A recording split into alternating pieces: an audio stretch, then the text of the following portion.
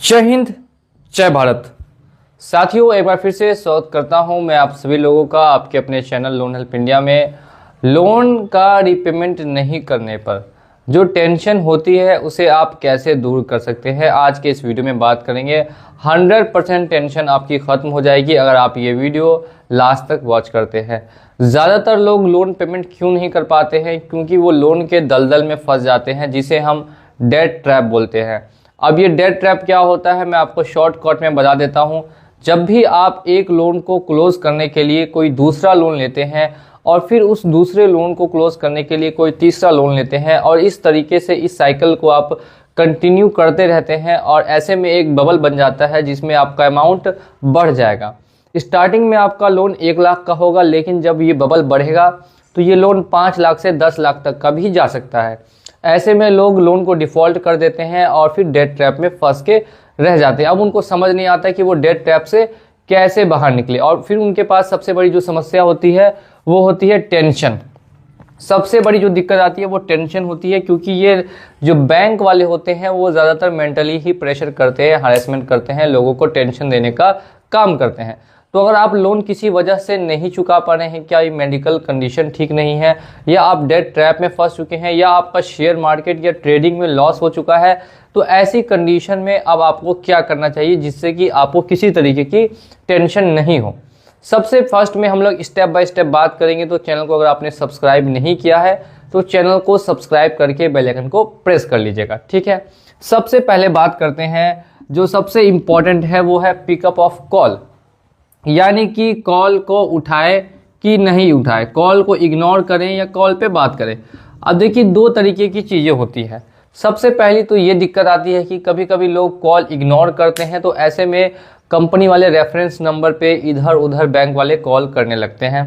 दूसरी प्रॉब्लम ये आती है कि कभी कभी बैंक वाले कॉल ना उठाने पर वो घर पे रिकवरी वालों को भेज देते हैं। तो ऐसे में सही ऑप्शन क्या होगा कि कॉल हमें उठाना चाहिए कि कॉल नहीं उठाना चाहिए। अब देखिए, कॉल नहीं उठाएंगे तो भी लोगों के मन में एक डर होता है कि नहीं, अगर कॉल नहीं उठाते हैं तो ऐसे में फिर कुछ भी हो सकता है, तो हमें पता नहीं चलेगा। और कॉल उठाते हैं तो जनरली बात है कि वो कॉल अगर आप उठाएंगे तो वो आपको टेंशन देंगे ही देंगे, ऐसी बातें करेंगे जिनसे कि आपके ऊपर प्रेशर बढ़ सके।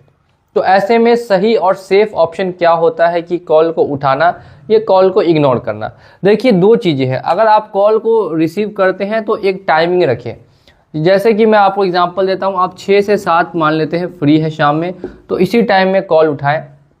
कॉल उठाने के बाद आपको अपनी तरफ से कुछ भी नहीं बोलना है। सामने से जो व्यक्ति कुछ भी बोलता है आपको उसको बस ध्यानपूर्वक आपको सुन लेना है, और सुनने के बाद आप बस इतना बोलेंगे कि हाँ ठीक है, मैं समझ गया, और उसके बाद फिर कॉल को रख देना है। इतना काम आपको नेक्स्ट में करना है। वो आपसे जनरली जानना चाहते हैं कि आप पेमेंट कब तक करेंगे। उनका मेन कंसर्न यही होता है, पेमेंट कब तक करेंगे। यही डेट आप उनको नहीं दें, बस उनको इतना बता दें कि ठीक है बहुत जल्द हो जाएगा, इसके बाद फ़ोन को रख दें। अब ये आप कर सकते हैं। और अगर ऐसा भी आपको मुमकिन नहीं लग रहा कि अगर आपके पास फ्री टाइम नहीं है, तो आप कॉल को पूरी तरीके से इग्नोर कर सकते हैं, क्योंकि ज़्यादा कॉल रिसीव करने से टेंशन और प्रेशर जो है वो लोन वाले ज़्यादा दे देते हैं। तो ऐसे में कॉल को पूरी तरीके से आप इग्नोर कर दीजिए। और अगर इधर उधर कॉल करते हैं तो आप उनके खिलाफ कंप्लेन कर सकते हैं साइबर क्राइम में कि आपके कॉन्टैक्ट्स पे कोई फर्जी नंबर से कॉल करके उनको परेशान कर रहा है। ये हमने सबसे पहली बात कर ली कॉल्स के बारे में, जो कि सबसे बड़ी समस्या है, मैं काफ़ी वीडियोस में बता चुका हूँ। सबसे पहली टेंशन यहाँ पे ख़त्म होने के बाद दूसरी टेंशन यहाँ पे आ जाती है नोटिस को लेके। नोटिस वो भी अलग अलग तरीके से आते हैं, रिकॉल आते हैं, ठीक है, उसके बाद आते हैं डिमांड नोटिस, फिर आर्बिट्रेशन का नोटिस। इस तरीके से अलग अलग आपको नोटिस देखने के लिए मिल जाते हैं। तो नोटिस क्या है, देखिए, अगर आपने NBFC ऐप से लोन लिया है तो ऐप में ज़्यादातर नोटिस फेक आते हैं, जैसे पॉकेटली, एम पॉकेट, रूपी रीडी, पे रूपी, और इसके अलावा भी कई एप्लीकेशंस है। तो उनके नोटिस का आप रिप्लाई करें या ना करें, उनसे आपको फ़र्क नहीं पड़ेगा। अब इसके बाद बात कर लेते हैं बैंक्स के बारे में और क्रेडिट कार्ड्स के बारे में। तो कुछ बैंक्स और क्रेडिट कार्ड क्या करते हैं, आपको कभी कभी डायरेक्टली डिमांड नोटिस भेज देते हैं। अब देखिए, डिमांड नोटिस में क्या होता है कि आपसे सीधे पूरा पैसा मांगते हैं। अरे भाई, जब ये सामने वाला व्यक्ति EMI नहीं दे पा रहा है तो पूरा पैसा कहाँ से दे देगा? तो ये कहीं पर भी सही नहीं है। तो अगर ऐसा नोटिस भी आपको आ जाता है तो इसे भी आप जाने दीजिए, इसे भी आप जाने दीजिए। अगर बैंक का है, अगर आपके पास ज़्यादा अमाउंट है तो आप एक रिप्लाई डाल दीजिए कि मेरी अभी हालत ख़राब है मेडिकली या फिजिकली, या इस कंडीशन की वजह से मैं अभी पेमेंट करने में थोड़ा सा लेट कर सकता हूँ। ऐसा एक मैसेज उनको डाल देना है अपनी तरफ से, सही रहेगा। नेक्स्ट इसके बाद बात कर लेते हैं थर्ड। ये हमने अभी 2 पॉइंट बात किया है। सबसे पहली बात की है कॉल को इग्नोर करने का। अब नेक्स्ट करते हैं फेक। फेक यहाँ पे बार बार आपको कॉल और मैसेज आते हैं FIR का, ठीक है, कि पुलिस स्टेशन में, पुलिस थाने में आपकी कंप्लेन हो चुकी है, आप अपने वकील से बात कर लीजिए, आपका केस नंबर ये है, ये ID है, दिस और डैट। इस तरीके से फेक कॉल्स आते हैं FIR की, आपको धमकी दी जाती है, आपको डराया जाता है कि आपके ऊपर इस तरीके से हमने पुलिस थाने में कंप्लेन कर दिया है और अब आपको पेमेंट करना ही करना होगा, इसके अलावा आपके पास कोई दूसरा ऑप्शन नहीं है, नहीं तो हमारी टीम आपके घर पे कभी भी किसी भी टाइम पहुंच सकती है और कानूनी कार्रवाई कर सकती है। इस तरीके का एक मैसेज यहाँ पे देखने के लिए मिलता है बैंक और NBFC कंपनीज के द्वारा। तो ऐसे मैसेजेस अगर आपको भी आते हैं, अगर लगातार आते हैं, तो आप इसे भी इग्नोर कर दे सकते हैं और किसी तरीके की टेंशन नहीं लेनी है।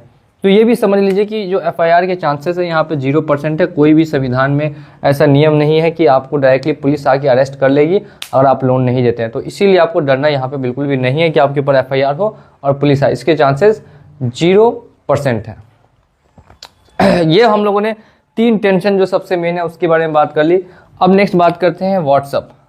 व्हाट्सअप पे देखिए आप आर्गूमेंट नहीं करें। व्हाट्सअप के जरिए भी बार बार कॉल करते हैं आर्गूमेंट करने के लिए, तो व्हाट्सअप पे कर देता हूँ मैं नो आर्ग्यूमेंट। कोई आर्ग्यूमेंट ही नहीं करना है। अगर व्हाट्सअप पे भी आता है मैसेज वगैरह, कॉल वगैरह, व्हाट्सअप पे भी बहुत ज़्यादा आता है, कोई रिप्लाई नहीं दीजिए, कोई आर्गूमेंट कीजिए ही नहीं, कुछ आपको जवाब दीजिए ही मत, करने दीजिए मैसेज।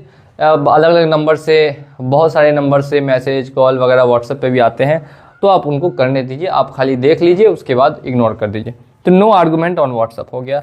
नेक्स्ट 5th बात कर लेते हैं रिकवरी। देखिए किसी किसी केस में रिकवरी एजेंट परेशान करते हैं। तो रिकवरी एजेंट अगर परेशान करते हैं तो उनसे निपटने के लिए मैंने कम से कम ही तो अपने चैनल पे 300 से 400 वीडियो ऑलरेडी अपलोड की हुई है, जो आप जाके चेकआउट कर सकते हैं। अगर आपने चैनल ऑलरेडी हमें फॉलो कर रहे होंगे तो आपको पता होगा कि रिकवरी एजेंट से कैसे निपटना है और कैसे उनको डील करनी है। और अगर आपने चैनल को फॉलो नहीं किया है तो जल्दी से जाइए और जाके चैनल को फॉलो कर दीजिए, ताकि आप ऐसे हमारे वीडियोस देख सकें कि रिकवरी एजेंट को कैसे लाइव आप हैंडल कर सकते हैं। तो इसी तरीके की इन्फॉर्मेशन और जानकारी के लिए हमारे साथ बने रहिए लोन हेल्प इंडिया के साथ। अगर आप 2025 में भी EMI भरने में असमर्थ हो सकते हैं या होने वाले हैं, तो ऐसे में हम आपको गाइड करते रहेंगे कि आपको किस किस स्टेप पे क्या क्या करना होगा। वीडियो को देखने के लिए बहुत बहुत धन्यवाद। मिलूंगा अगले वीडियो में बहुत ही जल्द। जय हिंद, जय भारत।